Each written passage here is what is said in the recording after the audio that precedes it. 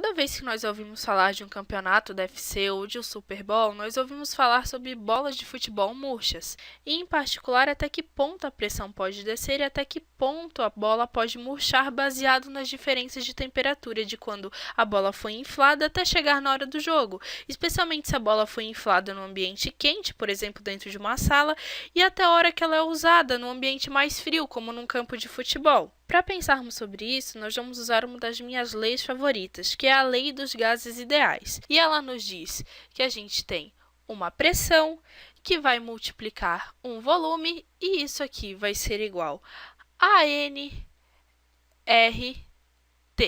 N é o número de moléculas do nosso gás ideal e ela é medida em mols.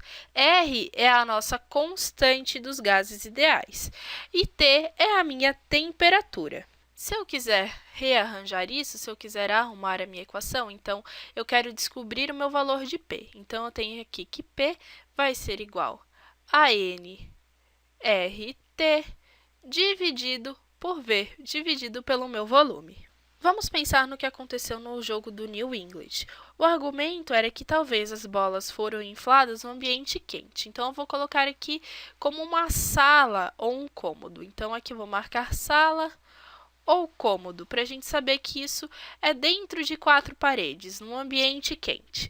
E que a temperatura dessa sala era de 75 graus Fahrenheit. Então, aproximadamente 75 graus Fahrenheit. Que se eu transformar para Celsius, a gente vai ter mais ou menos a temperatura de 24 graus Celsius. E para aplicar a nossa equação do gás ideal, a gente tem que transformar essa temperatura em Celsius para kelvins, que é de aproximadamente 297 kelvins. Essa temperatura é de dentro do cômodo, de onde as nossas bolas foram infladas. Mas as bolas foram utilizadas para um jogo no ar livre, então vou marcar aqui no ar livre ou no campo de futebol. Vou representar aqui como ar livre. Se eu passar essa temperatura para Celsius, eu vou ter que a temperatura no dia do jogo do New England era de 10 graus Celsius. Se eu transformar esse valor para kelvins, então eu vou ter 283 kelvins. O argumento sendo feito é: ei, olha aqui, você tem essa queda de temperatura. Se essa temperatura cair numa determinada porcentagem, ela poderia influenciar na pressão que ela foi realmente medida? A queda de pressão que foi medida, a pressão manométrica, isso é muito importante, porque foi encoberto nas análises iniciais. A pressão manométrica no cômodo onde a bola foi inflada naquele dia, então eu vou marcar aqui como a minha pressão, era igual a 12,5 PSI.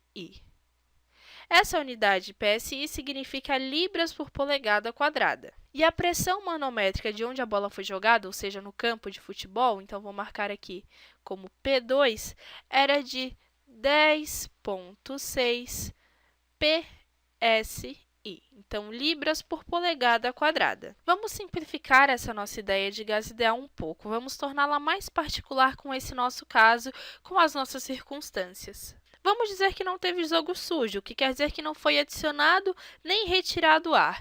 Então, o nosso número de moléculas ele continuou igual. A nossa constante do gás ideal ela não vai mudar, porque, afinal de contas, ela é uma constante. E o nosso volume? Bom, a nossa bola de futebol ela é de couro, então ela é rígida. Então, para esse caso, a gente vai dizer que o volume ele não se alterou, o formato da bola não se alterou. Então, a gente vai considerar que o volume permaneceu constante. Para simplificar a nossa equação, a gente vai chamar tudo isso que eu circulei de verde de K. Então, vou reescrever minha equação aqui. Eu tenho que o meu P vai ser igual, então, a K, tudo isso ali que eu circulei, e vai me restar ainda o meu T, então, a minha temperatura. Então, P igual a KT. Lembre-se aqui que a gente está assumindo que o volume da bola não mudou. Se você olhar essa equação, qualquer porcentagem de mudança na temperatura deve ter o mesmo percentual de mudança na pressão. Vamos ver se a porcentagem de mudança na temperatura é consistente com a porcentagem de mudança na pressão que foi observada. Primeiro, olha a temperatura. A gente tem que fazer isso em Kelvin. Vamos olhar a diferença entre 297 e 283. Qual é a diferença de temperatura que a gente tem aqui? A gente tem uma queda de 14 kelvins. Então, vamos pegar uma calculadora aqui. Eu vou fazer, então, 14 e eu vou dividir 14 por 297. Então, 14 dividido por 297.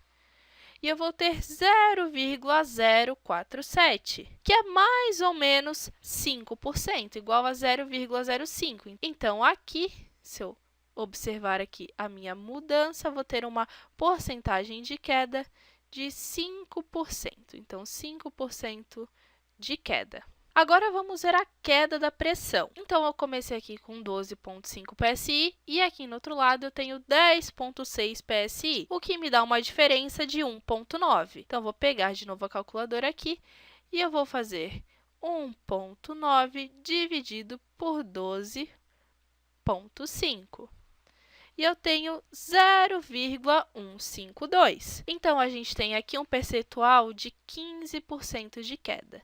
Então, aqui eu vou marcar 15% de queda. Esse foi o valor que as análises iniciais apontaram. Eles disseram, olha, uma coisa muito estranha aconteceu, porque a temperatura por si só deveria ser responsável pela queda de 5% na pressão, mas houve uma queda de 15%, então talvez algum ar saiu de alguma maneira. Mas ocorreu um erro na análise inicial. A pressão manométrica, 12,5 PSI, não é a pressão absoluta. Fora da bola você tem pressão, você tem a pressão atmosférica. Então, deixa eu apagar isso aqui para ficar melhor de a gente visualizar. Então, a gente tem a pressão atmosférica padrão e ela pode mudar dependendo do tempo, mas ela continua sendo pressão. A pressão ela é causada pelo peso da atmosfera. Então, para a gente descobrir a nossa pressão absoluta e descobrir a porcentagem correta, a gente precisa somar o quanto de pressão existe dentro da bola com a pressão de fora. Eu não sei as informações exatas daquele dia em New England, mas a pressão atmosférica padrão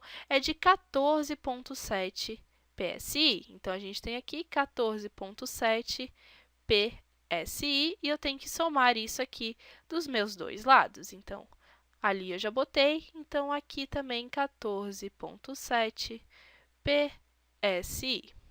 Então, agora eu tenho que somar isso aqui. Então, se eu somar aqui, eu vou ter um total de 27,2 PSI. E aqui, para o meu ar livre, eu vou ter a pressão atmosférica de 25,3 PSI. Agora, nós podemos calcular a porcentagem de queda e comparar com os 5% que nós vimos antes. Nós temos a mesma queda de 1,9 aqui nesses dois casos, mas nós vamos dividir por um valor maior. Então, eu vou pegar aqui uma calculadora e eu vou fazer 1,9 e eu vou dividir por 27,2. E eu tenho aqui 0,06. Então, isso dá mais ou menos quase 7% de queda. Então, se eu marcar aqui, eu tenho uma queda de 7%. 7% de queda. Esses dois valores, eles não são exatos, mas eles são muito próximos. E talvez algumas medidas elas não sejam exatas. Talvez a pressão do ambiente fosse diferente no cômodo e no ar livre. Quando você está no ar livre, você pode ter alguma precipitação na bola. E conforme a precipitação evapora, isso pode murchar a sua bola. Isso faria com que a pressão caísse ainda mais, mas isso não é definitivo. Porém, quando nós aplicamos a equação do gás ideal, nós encontramos uma queda de pressão bem próxima.